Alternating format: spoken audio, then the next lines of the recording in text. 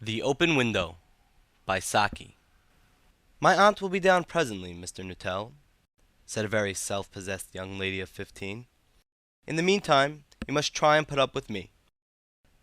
Frampton Nuttall endeavored to say the correct something which should duly flatter the niece of the moment, without unduly discounting the aunt that was to come. Privately, he doubted more than ever whether these formal visits on a succession of total strangers would do much toward helping the nerve cure which he was supposed to be undergoing. "I know how it will be," his sister had said, when he was preparing to migrate to this rural retreat. "You will bury yourself down there and not speak to a living soul, and your nerves will be worse than ever from moping.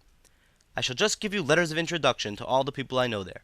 Some of them, as far as I can remember, were quite nice." Frampton wondered whether Mrs. Sappleton, the lady to whom he was presenting one of the letters of introduction, came into the nice division. "Do you know many of the people round here?" asked the niece, when she judged that they had had sufficient silent communion. "Hardly a soul," said Frampton. "My sister was staying here, at the rectory, you know, some 4 years ago, and she gave me letters of introduction to some of the people here." He made the last statement in a tone of distinct regret. "Then you know practically nothing about my aunt?" pursued the self-possessed young lady. "Only her name and address," admitted the caller. He was wondering whether Mrs. Sappleton was in the married or widowed state. An indefinable something about the room seemed to suggest masculine habitation.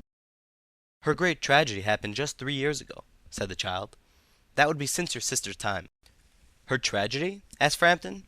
Somehow, in this restful country, spot tragedies seemed out of place. "You may wonder why we keep the window open on an October afternoon," said the niece, indicating a large French window that opened onto a lawn. "It is quite warm for the time of the year," said Frampton. "But has that window got anything to do with the tragedy?" "Out through that window, 3 years ago to a day, her husband and her 2 young brothers went off for their day's shooting. They never came back.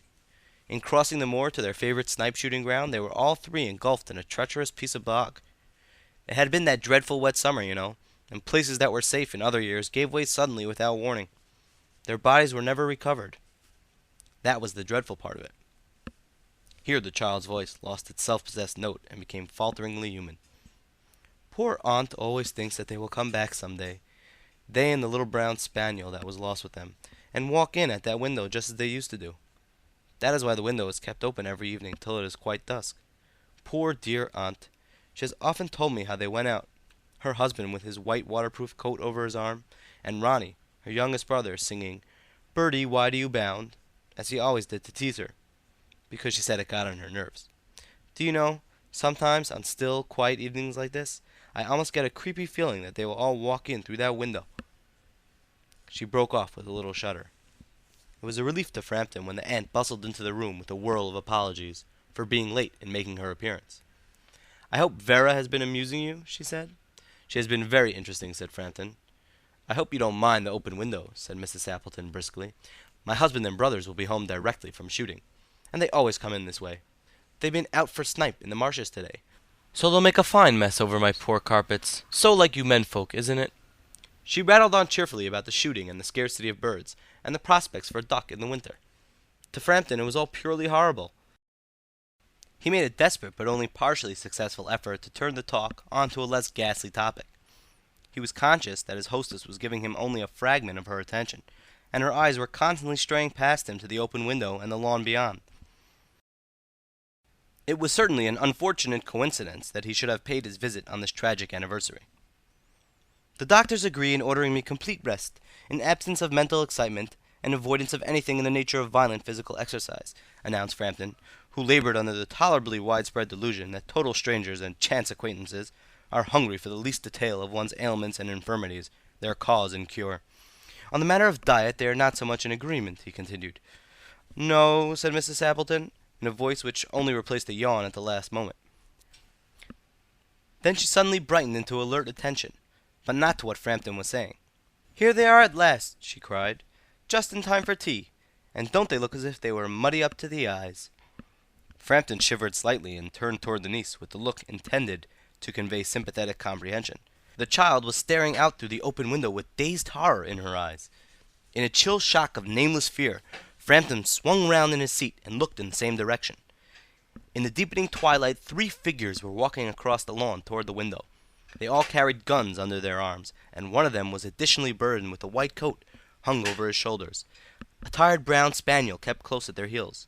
Noiselessly they neared the house, and then a hoarse young voice chanted out of the dusk. "I said, Bertie, why do you bound?" Frampton grabbed wildly at his stick and hat. The hall door, the gravel drive, and the front gate were dimly noted stages in his headlong retreat. A cyclist coming along the road had to run into the hedge to avoid imminent collision. "Here we are, my dear," said the bearer of the white mackintosh, coming in through the window.